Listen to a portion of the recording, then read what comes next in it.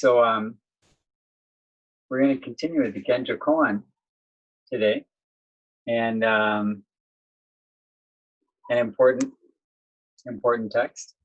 And we've pretty much done half a page, which is a good start. And that half page we could return to several times or every day, but we won't. We'll continue a bit more. So I think we'll continue for this session and the next session to continue with the Genjōkōan. And then it'll give you a bit of a taste. Then you'll have the text so that you can review it and continue it on your own. As we see that, again, I'm simply repeating myself to say that when you read a text like this, the reading is the practice. So to study the Buddha way, Dōgen says, is to study the self. We read a couple of weeks ago. And when we are reading this and studying it, what we're always doing is studying ourselves. We're studying it ourselves through the text and in the text. We're studying how we relate to life through these words. So when we're studying the words, we're really studying ourselves and our relationship to our mind and our mind's relationship to our experience. So we have to remember that, otherwise it becomes an sort of intellectual exercise, which is not going to help us become more liberated from some of our,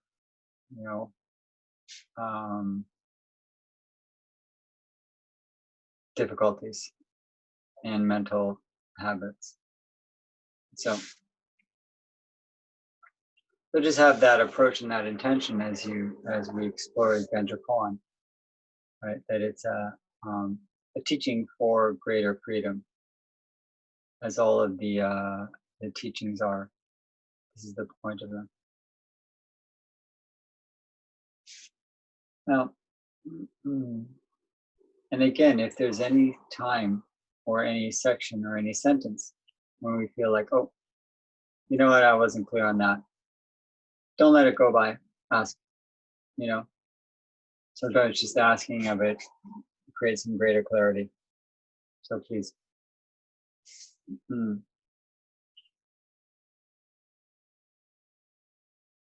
So I'm just starting with the last sentence that we read.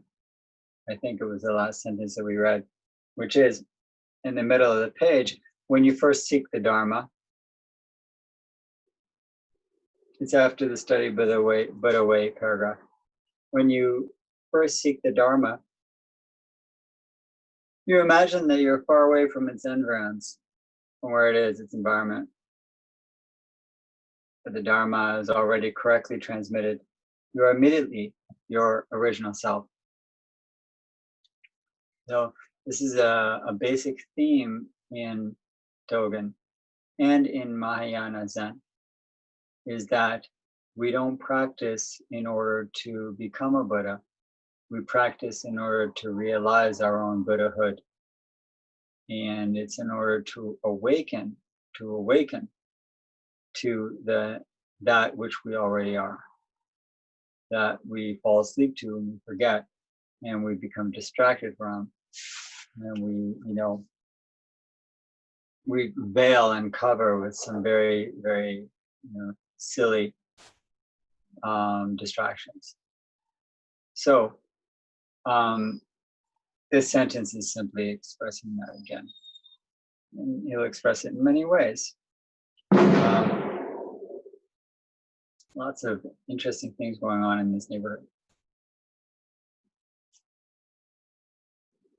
Now, this is true, though. One of the aspects in our own practice is that when we practice and when we begin to practice, and when we sit meditation and we observe the mind, and we notice just how many difficulties we have, how many patterns, and how much small-mindedness there is, judgment and anger, and how narrow the focus often is, and how I want to feel love and compassion, but I keep reverting to some of my habits of thought and judgment. Then it seems like, as Dōgen said, when you first start practicing, it seems so far away, this ideal of having Buddha mind, of being enlightened, of being awakened, of having true love and compassion for all beings at all times. That seems, wow, that's Dalai Lama level. Okay. I mean, nice. But it seems to me it's so far away. And Dōgen is reassuring us that it's within your heart. It's within everybody's heart. It's there if you listen closely to the silence and what the silence will tell you. That still point and that silence of heart and mind and body. And when you have that harmony that we can access through Zazen, then you realize that the Buddha Dharma has been transmitted here and now. And that's the point of our meditation. It's not just to be mindful, it's to realize that direct transmission of Buddha mind in this very body and mind. So that's why we practice, to have that full awakening and realization of the Buddha Dharma being correctly transmitted right now. We are immediately our original self. These are words on the page, but this is telling us right now the map of like what we're doing. You want to know where you're going? This is where you're going. You're going here. What is here? This. Original mind correctly transmitted. Okay. We can internalize that very deeply. Okay, we'll stop wasting a lot of time. And we won't have sort of incorrect view that this state of awakening is so far away from you. It's as far away as you think. That's how far away it is. As far away as you think it is. And that's what Dōgen is telling us in this. It's a very encouraging text. And then he's going to, in the next paragraph now, which is also well known, he's going to express some of the ways we make our mistakes. When you ride in a boat and watch the shore, we could say, and just think about when you're driving in a car and looking out the window. You might assume that the shore is moving. The car's not moving, the countryside is moving, the building is going by. Look at that. But when you keep your eyes closely on the boat, on the building, on the field, on the person, you can see that the boat moves. So of course the car is moving. Similarly, right, he's relating our spiritual ignorance to a very simple physical analogy. Because the point of this is to say that our mistake in perception is a very basic and simple one.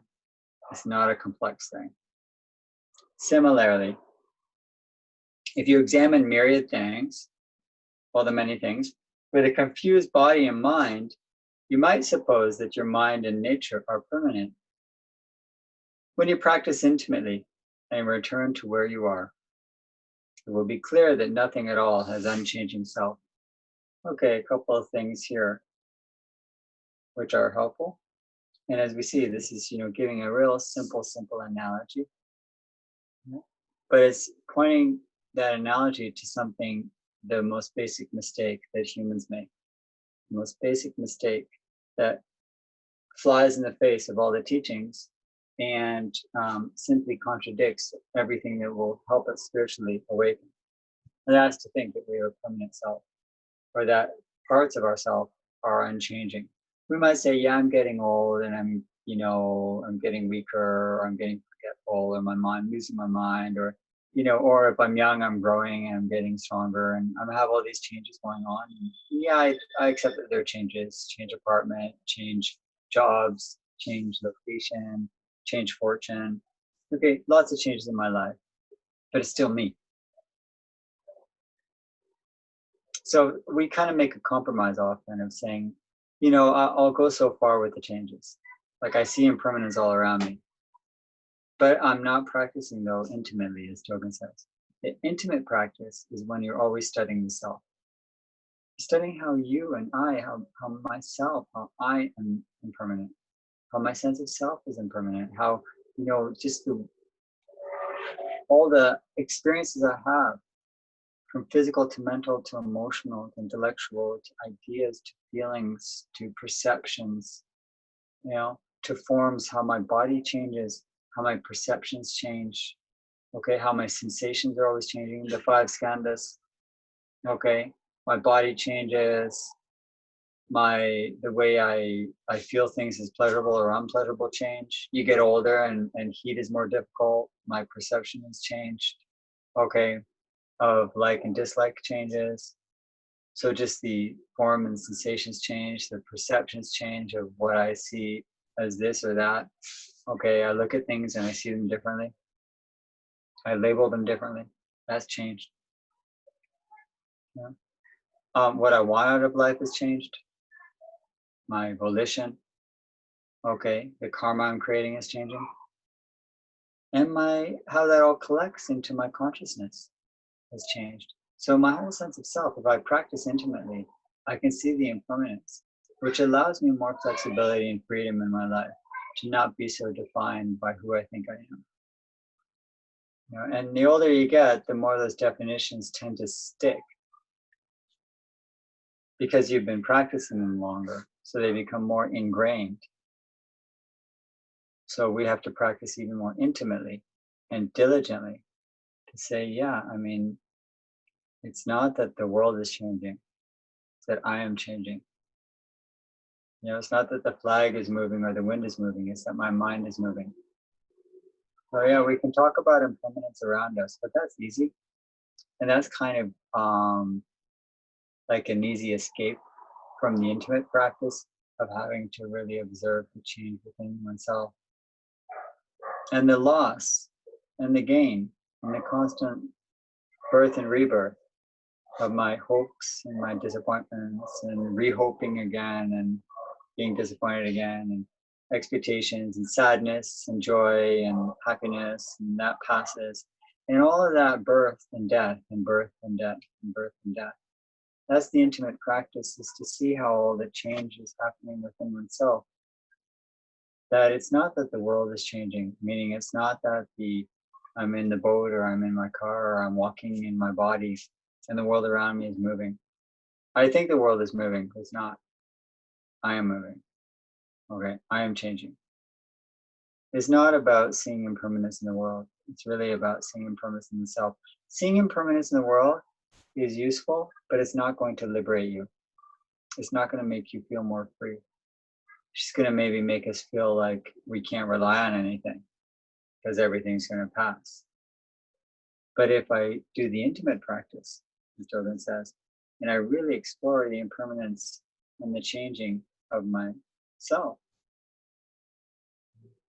then it opens up something. It makes my self more spacious, less narrow, because I start to see that I am of the same nature as the rest of the world.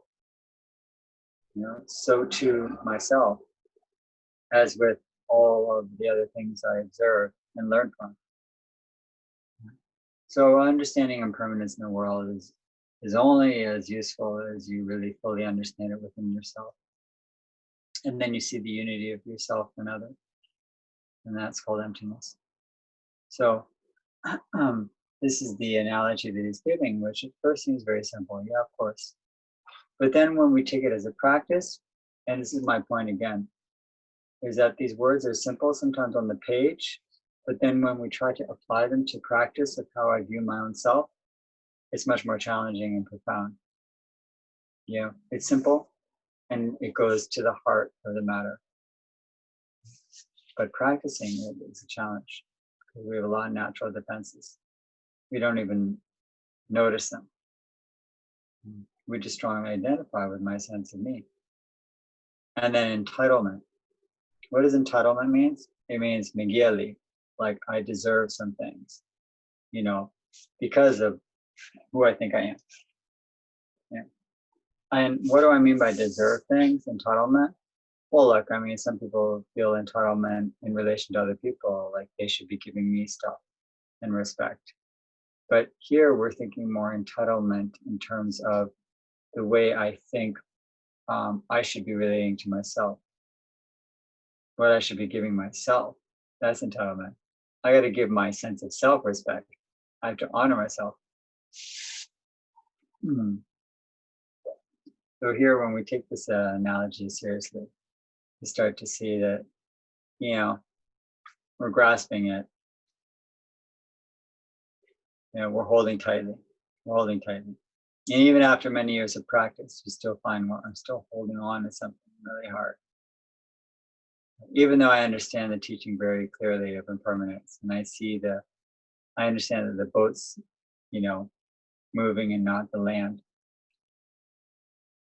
Yeah, but it's not intimate enough. And so we keep trying to go a bit deeper. Daniel? Yeah. May I ask a question? Of course, that's why we're here. I hope something comes out of it. I don't have it fully developed in my mind. Reading what Dōgen writes in this passage, it brings up this difference between, I guess, the Zen tradition and others, or like, as you spoke earlier, about the Mahayana approach of realizing the innate Buddhahood that is already there. So in a sense, nothing is attained. And then he speaks about the actual practice of Zazen as the means to have this different perspective, which he now very accurately described with this metaphor of the changed perspective, the boat rather than the land moving. But it just strikes me sometimes, mostly when I'm more doubtful about sitting meditation, especially in the Shikantaza way of just sitting and not trying to aspire to a special insight or a special state of consciousness or whatever, but just letting things, as he says, the myriad things experience themselves through me or whatever. But there is sometimes I feel kind of a gap, like you often quote Suzuki Roshi when someone complains about having distracting thoughts during meditation. So he says, what's wrong with your thoughts? I mean, you just sit there with whatever there is, and you don't have to expect anything either.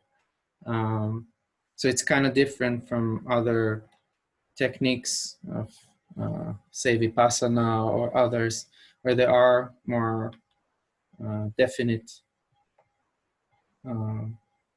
things to aspire to in the meditation.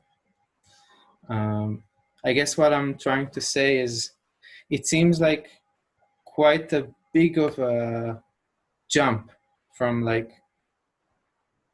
seeing the world in such a way as the land is moving and seeing the world as if the boat is moving. And I sometimes fail to see how, just sitting what is can bring about this very significant, huge shift in one's experience of the world.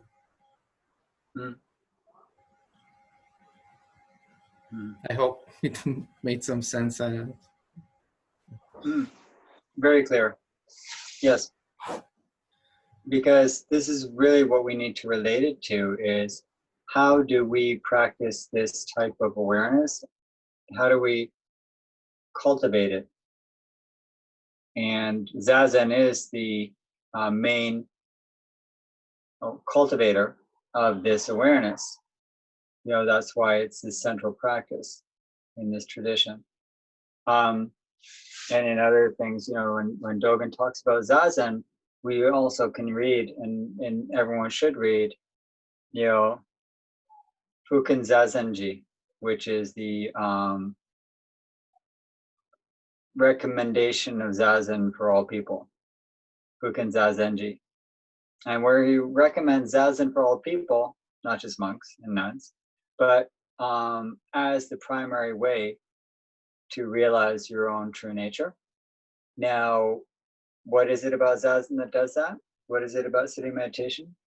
We should be cognizant, we should be aware of the lines in that piece where Dōgen says, the Zazen I'm talking about is not seated meditation.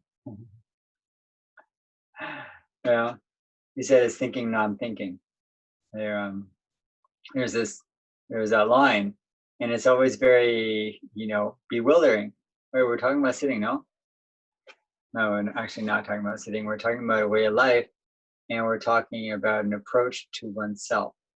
And that's what Zazen is. Zazen is sitting meditation is the beginning cultivation of that, but ultimately Zazen is the way we live our lives with that perspective, with that point of view, and that your life is your Zazen.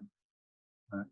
But in the meantime, until we've developed that strength of our practice and that openness of Zazen, that's the absolute Zazen. The relative Zazen, if I can say like absolute truth and relative truth, there's absolute Zazen, which is your whole life, and there's relative Zazen, which is the sitting that we do, the shikantaza. That's relative Zazen and shikantaza. So in relative Zazen or shikantaza, just sitting is the only time we can really observe what's going on. Because the rest of the time that we're involved in activity, it becomes much more challenging to observe clearly the nature of phenomena. When you're sitting and not reacting, either in body or mind or judgment, to phenomena that's happening, and phenomena in your body and mind and environment does not stop just because you've stopped moving. It continues, but because you've stopped moving and sitting quietly and sitting still, you're more able to observe the nature of phenomena. When you can observe things coming and going, and you not only in a single session, but in addition, you can notice the change from one session to another, or 1 week of sessions and sitting, or 1 month or 1 year. But this month I'm really not sitting well, so my sitting is changing too. Or this week or this day I had a very strong sitting. It was clear and still and quiet. It was aware. And then the very next day I see the change. What change?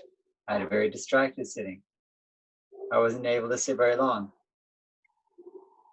So when we're observing the change of self, which is the land moving and not the boat, the boat moving, not the land. When we're observing the boat, which is oneself, and we're observing how the boat moves, which is change, our Zazen is a really good barometer for that, a good measure and a kind of a meter for that. So it's sort of our initial sitting. Shikantaza is our initial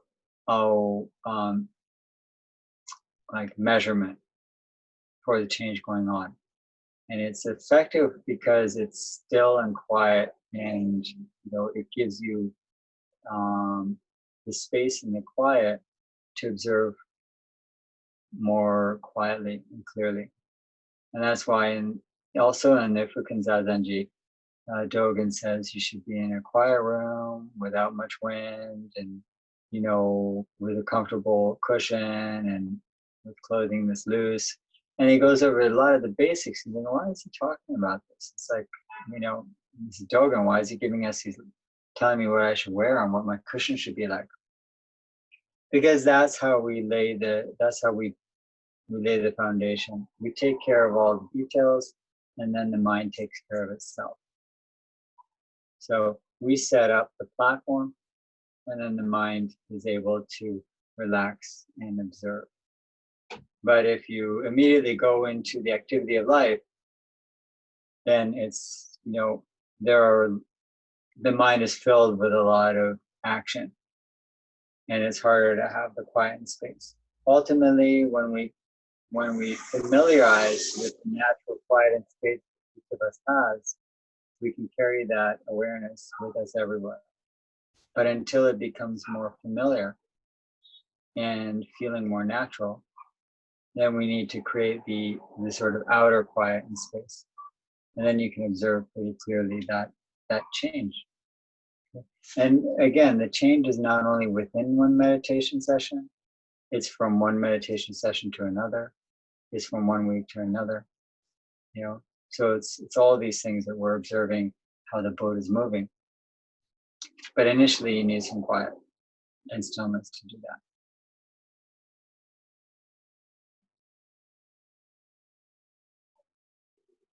That give any? Yes, thank you.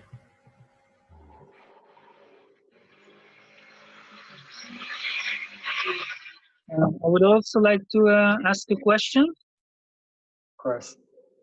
I thought that Zazen meditation is just being, and then letting the things that happen around you happen. And Vipassana meditation is when things happen around you, you pay attention to what is rising up. And now when I heard you, your explanation seemed to me that Zazen meditation is also when things are happening around, to pay attention to them, which makes it, for me, the same like Vipassana meditation. So maybe I have the wrong idea, or, well, I would just like to hear what is the difference between Zazen meditation in the mind technique to Vipassana meditation. Okay, it's good you asked. All these meditations, when we're dealing with Buddhism, generally start with some background and initial part of Vipassana, which is called Samadhi. Samadhi meditation, Vipassana generally has 2 aspects to it, Shamatha or Samadhi, and the Vipassana. And they're connected in terms of their technique. And shamatha or samadhi meditation is the calm alertness that we cultivate by focusing one-pointedly on an object of meditation. And for both of these systems, initially it's the breath. Vipassana continues to direct the attention one-pointedly to all sorts of phenomena, especially in the body, that are occurring. So you're taking that one-pointed concentration and you're moving it to all the things that arise. And observing then the Vipassana part is when you observe and you gain insight into its arising and passing. So you see the change, you see the impermanence. And that's the Vipassana. Vipassana is insight, and the insight, meaning the deep understanding, is of the impermanence of all phenomena, which as we read Dōgen and with the boat metaphor, it doesn't seem so different, does it? Because in the end, that's sort of what we're observing. And that's what we're understanding deeply, is that the boat is moving, okay, meaning yourself. So that's the first part that's Vipassana, okay, and it involves shamatha. And then it develops into Vipassana. Shamatha is the technique, and Vipassana is sort of the insight or the wisdom that comes out of it, okay? Vipassana is not necessarily a technique, the shamatha is the technique, Vipassana is the understanding that comes, or the insight that comes out of that, out of observing phenomena closely, okay? Now, in Shikantaza, which is translated as just sitting or just hitting the mark, literally, okay? Shikantaza, shikan, just, ta is the mark, and za is like zazen, sitting. Okay, so it's just, as you said, being present. But again, what does it mean to be just present? We're still needing to anchor our presence with some concentration. There has to be some focus. And initially, the focus is the breath. So we start with the breath, and in many Zen techniques, they're taught to start by counting the breath from 1 to 10, so that we can develop, we can strengthen our concentration and the ability to be in that one place, that just breathing, just observing the breath. Now you develop the focus and the concentration, and you develop it strongly. And what arises from focus and concentration is shamatha or samadhi. Okay, so far up until this point, they're very similar. Okay, up until this point, they're very similar. This is where they depart a bit, because then, as I said, Vipassana continues to look at one-pointedly, to look at sensations that happen in the body and to see them arising and passing and arising and passing in the body. Subtle sensations, maybe vibration, maybe breath. Okay, also thought that happens. And then to understand the insight of impermanence with them. So instead of moving the one point of concentration to other points in your experience, it's more kind of like the metaphor or the image that I use with shikantaza is when it goes from the one-pointedness on your breath to a more general awareness of the moment. Okay, it's like taking a flashlight or a pin light, and the pin light is on that point, right? But if you turn the aperture of it, you open it, and the light goes from being one point to being like a fuller sort of circumference. So what it does, instead of pointing one thing, you're opening awareness to be more broad, but still present. So it's present, and yet you want to be aware, instead of just the breath, say the breath and body. The breath, body, and mind. All right? The breath, body, mind, and environment. So it's kind of opening so that it's, as we say in other metaphors, it's the open, it's the sky mind, the open sky mind. Okay? So that the sky mind is open and clear, and then you're simply noticing when like this cloud goes by or that cloud goes by or an airplane goes by or a bird flies by. So the image of the mind then is more like the bright, clear sky that is open and simply noticing everything that passes, but not focusing on it, just noticing the things that pass. So that's slightly the difference there, is that in this open sky mind of shikantaza, after you've developed the concentration and the samadhi that you get from focusing single pointedly on the breath and being able to count the breath 1 to 10 without any interruption or distraction, and then letting go of that counting and being able to stay with the breath for a while.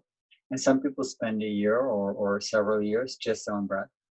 And then opening the diameter, okay, of your awareness so that it can include in that field everything that you're experiencing, right? Which, without looking at it in a single pointed way. So basically the main difference then is, if I would look at Vipassana, is taking the single pointed attention and placing it at different points. In shikantaza, is taking the single point and opening it so that it's a wide circle. And ultimately, it's an open sky, a sky mind. So that I can hear the bus and it's like a cloud that passes the sky. I can, feel pain and pleasure, and those are other birds or clouds passing through the sky. And I'm sitting and I'm observing them all, but I'm not focusing and I'm not following any one of them, but I'm seeing them as they come and as they go equally.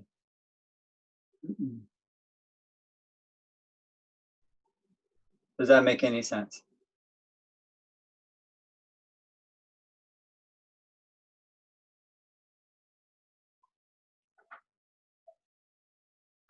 I find what draws me to Shikantaza, even though it's harder to instruct as a method, because it takes more trust in your own mind. What it does allow for, I think, is a bigger view and a more relaxed and open feeling in your meditation. That there's a sort of, I'm just going to settle. I'm going to settle into this moment. Yeah. And my mind is going to be open and broad and big. And then when I start to notice that I'm following certain thoughts, it's kind of like I'm chasing one cloud. Like, why am I going to chase this cloud? Where is the cloud going to go to? It's just going to go nowhere and dissipate. It's going to, dissolve. So why am I chasing this cloud? Right? And then I find myself chasing clouds. It's like, or I find myself chasing rainbows. I'm never going to get to that rainbow. Like, why am I chasing that rainbow? Because it appeared in my meditation and it was beautiful. It appeared in the sky mind. And in the sky mind, sometimes I start to think maybe I can catch that. And that's, obviously I go through that and I see it's just like useless. And then I settle back into this. I stop chasing after rainbows and I settle back into the openness of this moment. One of the techniques, is very general, that one of the teachers I had said, he would say, rest in the natural openness of this moment. Rest in the natural openness of this moment. The moment is as open as your mind is. Nothing is forcing you closed unless you run after it or run away from it. But if I can stay open and let everything come and go as it is, right, that's the resting in this moment. So I find Zazen can be, and the reason it's helpful as meditation is because it's got a gentle approach. Sometimes people get a bit stressed in Vipassana, ironically. They're like, I'm trying to focus on these things and these things that are, transient in my body, and I'm not focused on it. And here, like, if you're not focused, then include that in your focus. If you're distracted, then include that in your sky. There's a sort of a big inclusiveness here, because whatever you're experiencing, the sky is bigger. So there's a trust in your mind in that big sky. And that, I think, is really a beautiful thing. And Shikantaza is the great trust of, the natural openness of your own awareness.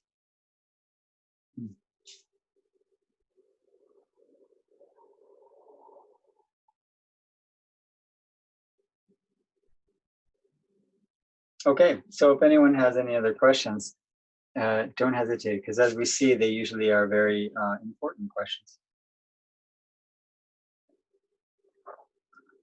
I take away, usually, they always are.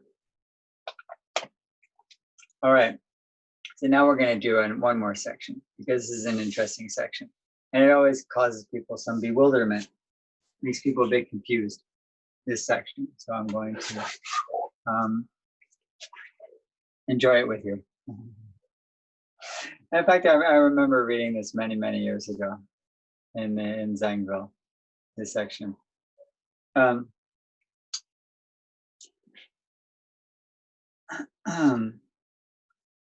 Firewood.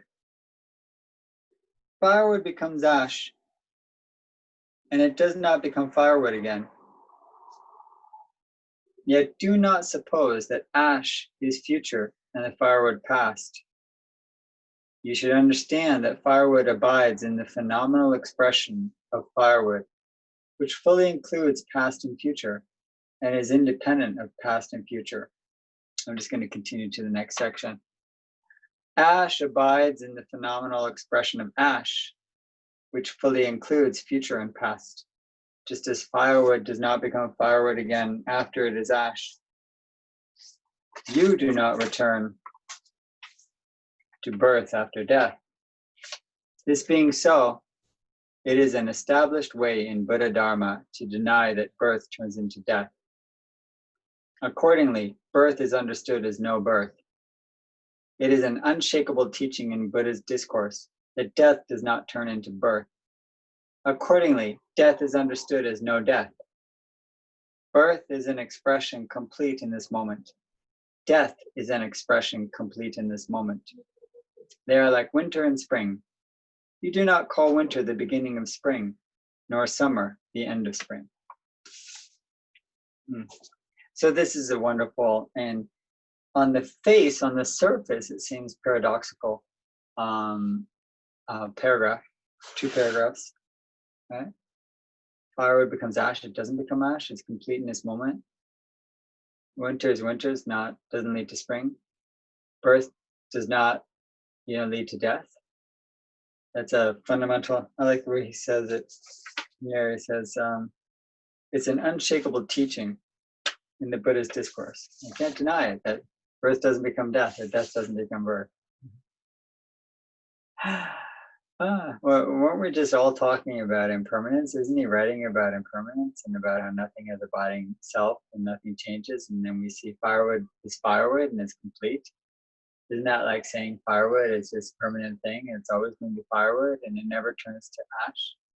Or that winter is winter and it never turns into spring? Birth is birth and death is death.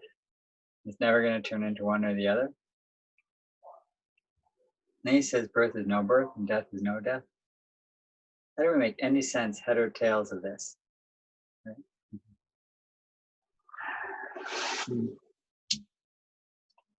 So it's a bit related to the question of just before of saying, I thought, is it meditation or zazen or shikantaza about being in the moment, seeing things in the moment? But what is this moment though? What is this moment? What do we mean by being in the moment? And that's what this paragraph is trying to ask in Dōgen's inimitable way. He's asking, what does it mean to be present? It means that there's no past or future in your present. To be present is not to see everything as just, this came from that and it's going to that. It doesn't mean you're denying impermanence. Right? But remember, there are no contradictions here. Right? There's something, a great way that it includes past, present, and future in the moment. As he said here, that the you should understand that firewood abides in the phenomenal expression of firewood, which fully includes past and future, and is independent of past and future. This contradictory statement, it fully includes, it's a phenomenal expression, meaning it exists as a phenomena in this moment. It's fully real and fully here. It's fully expressed in this moment. And it's a complete moment in itself. The bell is the bell, the firewood is the firewood. Because I see it as a purpose of burning and then one day I know it'll turn into ash, does not make it something that leads to ash. In this moment, if I am present, it includes all past and future. That's just what it is. It's this moment completely. It's nothing other than this moment. Right? It's nothing other than this moment. That's what it is. It's full and complete and present, and that's it. And that's it. And at the same time, there's relative life. There's relative life. There's the absolute moment, which we can appreciate. We experience it not often, but in some moments of real presence and attention, we can fully make contact with the phenomenal expression of this moment in whatever form we are observing in ourselves or in the world. That is something that we can experience. And at the same time, we see the continuity of past, present, and future. That there's a tree, there's a firewood, there's ash. Okay, there's the past, there's the present, and the future of all of this phenomenal expression. And there's the complete moment also. So this is the genius of not just Dōgen, but the Buddha way, the Buddha Dharma. The genius of it is that it resists contradiction. It's big enough to include all opposites. When we say it's non-dual, we mean that it includes both sides. It doesn't erase both sides. This is the beauty of the Buddha Dharma. It includes presence and change, impermanence, past, present, and future. Okay, it includes just an ultimate present, that even to call it present is a mistake, and the past leading to the present, leading to the future. Winter only makes sense if we understand that it came after autumn and it's before spring. Otherwise, why even say winter? Why even say the word? But at the same time, if we're not just with winter, we'll miss it. We want to understand winter. You can't understand winter by just seeing it as after autumn and before spring. But you also can't understand winter if you don't see it as after autumn and before spring. So holding absolute reality and holding relative reality in our minds at all times, is creating a non-dual approach to life, where we refuse opposites as being, incompatible. Opposites are compatible.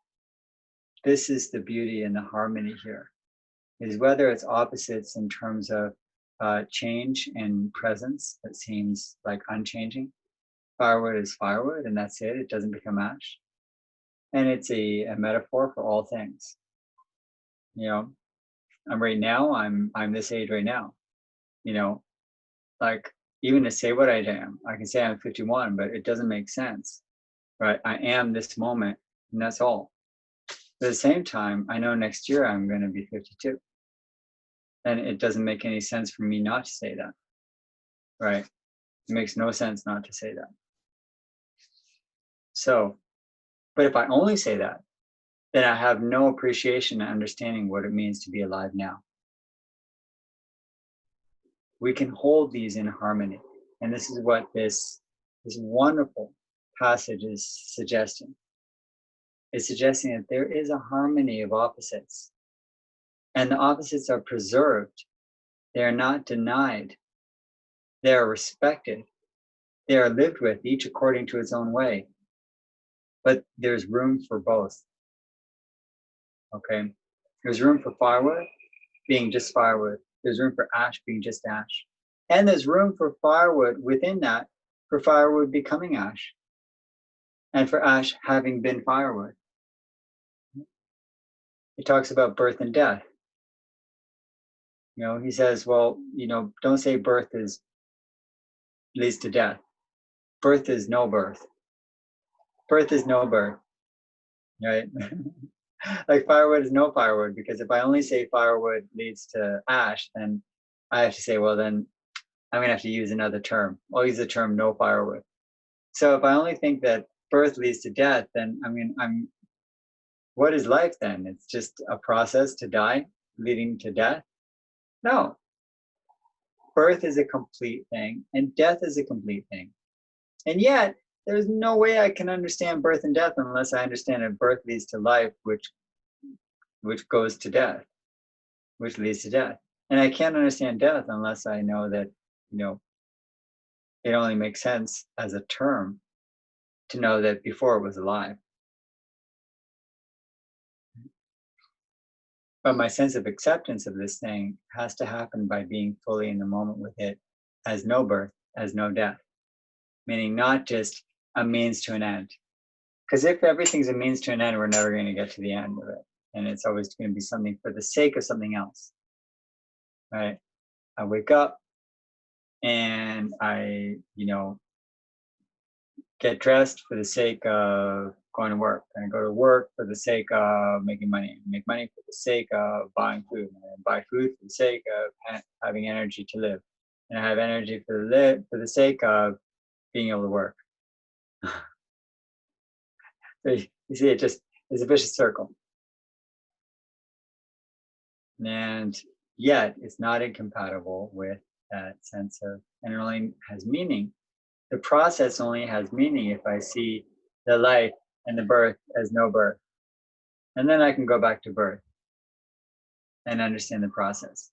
If I understand, mountains and rivers are rivers as mountains and rivers are rivers. And then I see them as not mountains and not rivers. And then I see them as mountains and rivers. I see birth as birth, simple and true, itself, and only itself, standing alone. Pure phenomenal expression of birth and not of the beginning of life. Birth is birth, death is death. Firewood is firewood, ash is ash. And, okay, it's part of past, present, and future. It's the past, present, and future. So this is a way of harmonizing our approach to life, of saying that just to be present is actually incomplete. And just to be on a process is incomplete. The non-dual approach holds them both in harmony, okay, but not in sameness. It would be it would be lacking in our understanding of our spiritual life to think that meditation is just about being fully in the present moment. Meditation is also understanding that you're on a path, and that's why we call it a path. And that path leads from delusion and ignorance and suffering to awakening and freedom and nirvana. So there is a path. And at the same time, we have to understand and have somewhere deep in our hearts the trust that the nirvana is already realized in my mind and heart, that it's also fully transmitted in this moment. So in all this, he's trying to,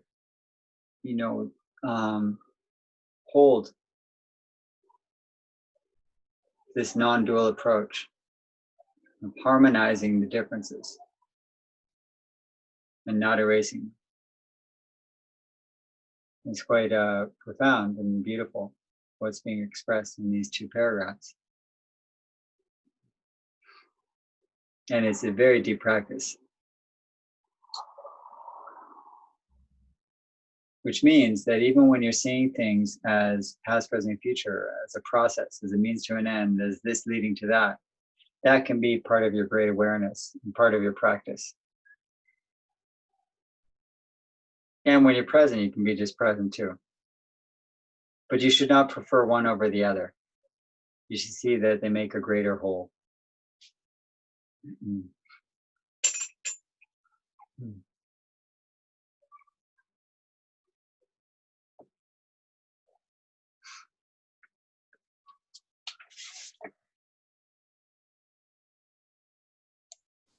Daniel, can I say something? Of course. At the moment, I feel, it's not a question even, it's like a comment more. It's very elusive, very unsettling. And I read the words, but I cannot say that, I understand it, I sense it. And it feels like standing on the verge of an abyss, it's a very unsettling feeling. Understanding every word and not getting the sense of it. So, what do you do with that? You honor that feeling, I think. You honor it. You kind of do a gasho to that feeling, right? because it's honest. That's what I think. I think when we experience gaps, and it's a gap, you know, and you see there's a gap, and I'm like, that gap makes me a little nervous, because what if I fall in that gap? You know, I'm minding the gap, but I might trip on it. That's true. The best way to deal with it is to, you know, to give it a bit of respect. To understand that it's not a problem. The gap isn't something I need to fill. It's just something I need to notice. I need to mind the gap. Like, I need to notice that gap. I don't need to fill it, you know? So trying to fill it is artificial, saying like, I gotta come up with some understanding, and it'll probably be like an understanding that is forced.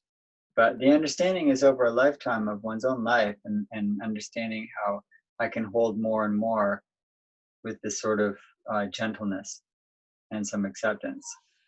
So it's not resolving the issue or the problem, but it's accepting that, you know, the gap is there. The gap in my understanding, the gap in my practice, the gap in my life, the gaps in my life.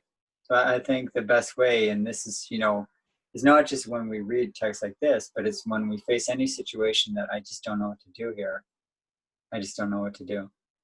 I don't understand what this wants from me. I really don't know. I thought my practice would prepare me more. I don't know what to do in this situation, and I feel like I can't. At those times, and this is just like a reminder of that, I think the best response is a bow.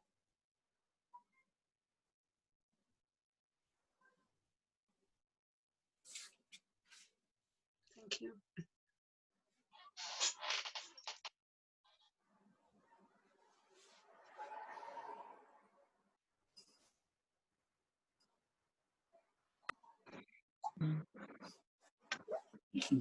Can I say something to Shoshana? Please. Of course. Why not? I think, well, you asked a question, I think, to get some clarification about what Daniel was explaining, right? Yeah. It was more a comment of the way I feel this passage and these words. Wasn't as much a question, just sharing the feeling. But would you like to understand more what he was saying, or not? Oh yeah, but I think that I'm not, maybe I'm not prepared yet to understand it. I feel Okay. that understanding it is more a process of life, and finding the parallels between what is said and how to apply it to one's life. Because Yeah. obviously he's not just talking about firewood and ash. He wants us to understand deeper processes. Yeah. So that's why I'm saying it's very elusive to be able to grasp the meaning and to apply it to one's life. You have to leave it. Yeah, I think you have the steps. You have. You can, for example, hear what Daniel was saying in different theoretical explanations to get a logical insight into the teaching without yet, if ever, experiencing it and feeling it in your daily life, which can be a lifetime practice achieved or not. So, for example, I can think of, I saw a lecture once of quantum physics, and they talk about that the particles are in several places at the same time. And when you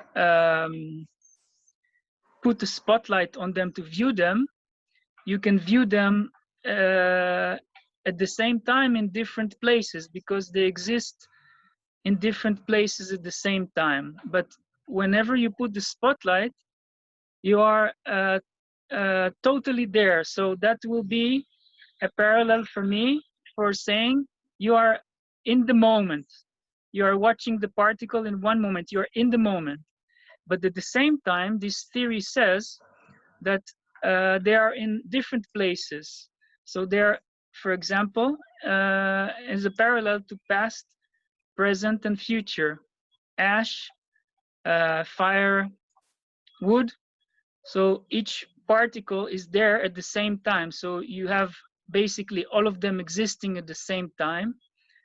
Each time you view them, you're in the total moment, you're in the present, but also you have a broader sense. Let's say if you're expanding and watching all of them, you realize that they're all there together, then you understand that the past, present, and future are all at the same time, and they all signify a present moment. And that present moment is ever changing at every moment you look at it. So it is the non-duality together without the conflict, so they exist at the same time. But they're also one thing present, but ever changing. So that for me was, for example, one different way of looking at the same thing, a theory of what Daniel was saying. And I think there are maybe other ways as well to explain that. And when you have different explanations for the same theory, after a while, you get in your head some grasping of the logic, and that may or may not help with your life practice, because like I said before, the logic and the actual experiencing of this are not necessarily going together, because to grasp it is, I think, basically being quite awoken like the Buddha, and that is quite a process. Thank you. Thank you. Just one comment. Again, it's a yes and a no, because, I understand and I don't understand it at the same time. That's one thing. And the other is like being able to use examples is one of the options. But then how do you find the examples? Your example that you gave me about the particles gave you this opportunity to explain. But in order to be able to do that, you have to see these examples. And I'm not sure that I can, I can see them at every situation, or even in, some situations. So I assume it's a process, and maybe if I read it like 100 times, it will get into my skull. Because I do sense there is something very deep in it. I just don't, at the moment, I understand it my understanding of it is very limited. Like, for instance, what's the future of ash? Ash is ash, right? So how can you apply future to ash? I understand it had past, and that the firewood has present, and it has future, and it has a past, but ash is finished, right? That's it. Well, So if you see it in a 1, 2, 3 way, then it's finished. But if you see it as everything is happening at the same time, and it's basically not just circular, but just everything, then it's the ash is just one point that you look at that moment. But if you look at it in another moment, it's also something else, like the fire.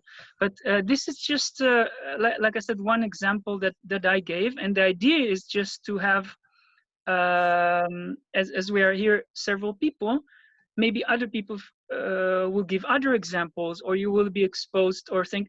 And then eventually, because like I said, it's not something that with one time, but I think that's the idea, to raise the discussions and eventually to grasp new notions and grow and learn from them, like I did now when I heard Daniel. Thank you. Well, eventually, hopefully. Thank you.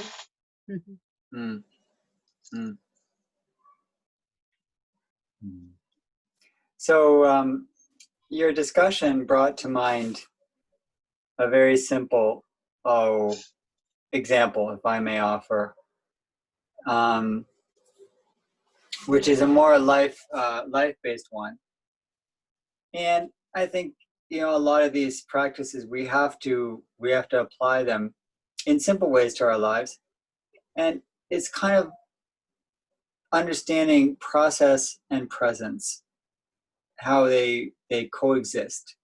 And what I mean is, you're going through your day. Let's say you are driving somewhere, and you're driving to get from A to B. Okay, I'm going from Jerusalem to Tel Aviv. And it's full of traffic. It's taking me a long time. Okay? And if I'm thinking about getting to Tel Aviv, and I'm seeing my journey as for the point of, like, firewood is for the sake of making fire, which then becomes ash, and my car is for the sake of getting to Tel Aviv, then my view is limited. And a limited view causes stress. It's the nature of having a limited view, right? So if I'm only seeing that journey or my life in that moment as part of a process, okay, that's side A. At the same time, though, if I want to find some peace in my life, I need to focus on the present experience, which is not about getting to Tel Aviv from Jerusalem. It's about being in this car, feeling the seat, noticing the view, hearing the sounds, and focusing on everything and appreciating. And this is why I opened with some appreciation, because mindfulness of the present is not neutral. It's a sense of appreciation for this moment. I'm opening to it, even if it's challenging. Right? The car may be hot, but I need to open to that. I need to open my sky mind to that. And to include everything that is in this full moment as complete. That this moment is not about getting to Tel Aviv. This moment is about sitting in the car and being with everything and opening my mind and appreciating everything that I'm experiencing, including my breath, my body, the seat, the place, the light, the sounds, the vibration, all of it. So this is where we can try to, in just small ways, you'll find again and again that I'm doing something to get somewhere, that my life is a process. At the same time, it's a presence. Try to find more moments of presence in the process. If we can stop and appreciate more moments of presence in our daily process, you will find more peace in your life. Okay? I pretty much guarantee it. It's like constant zazen. Yeah. In the flow. Okay? So zazen doesn't mean we stop. It means we open. This is what zazen is. It's opening to the fullness of the moment, even if that moment is motion. So this is, how we try to make it non-dual, to combine it, right? So that's how I would recommend kind of exploring that as a practice, okay? Defining more and more moments in your day that you can fully open to without having to stop and say, no, I'm doing meditation. No, I'm in the car driving, but I'm not going to be thinking that I just need to get from A to B. And that's the only reason I'm in the car. I'm in the car as a complete experience. And, I'm also going to A to B. They do not contradict. Okay. Thank you.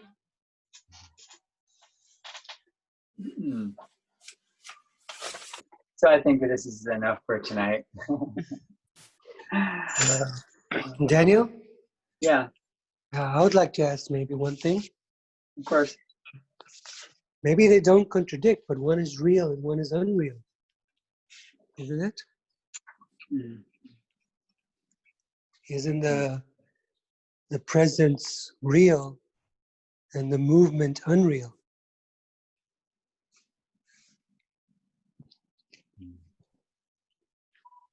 Well, I think it would be hard to say a one or the other. I think I think what's unreal is when we start to it's a point of view of seeing things as permanent. That's unreal, you know, of seeing things as permanent. So it's more an attitude we have, it's a perception we have. It's not that motion or presence. One is more real, one's less real, right? Because we're on a path and life moves. So if life moves, how can, you know, I say that only presence is real? If we look at what Dōgen was saying, I don't think he's suggesting one is more real or unreal. I don't think that those terms come up or those approaches. But I mean, he says we shouldn't only see it as one or the other. That ash fully includes future and past. Okay, and so it seems that the motion is real and the presence is real, but to prefer one over the other is not real. How can I observe them, appreciate them as equally real? You know, this sort of the gray way is not difficult, just avoid picking and choosing. Yeah.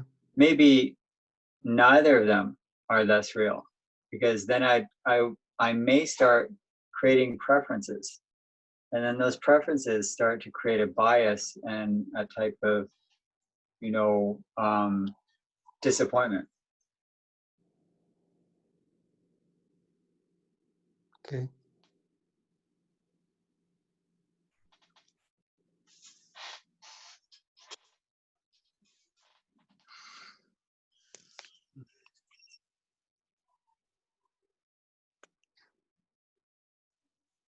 Let us take a moment to sit quietly together to finish this lovely evening.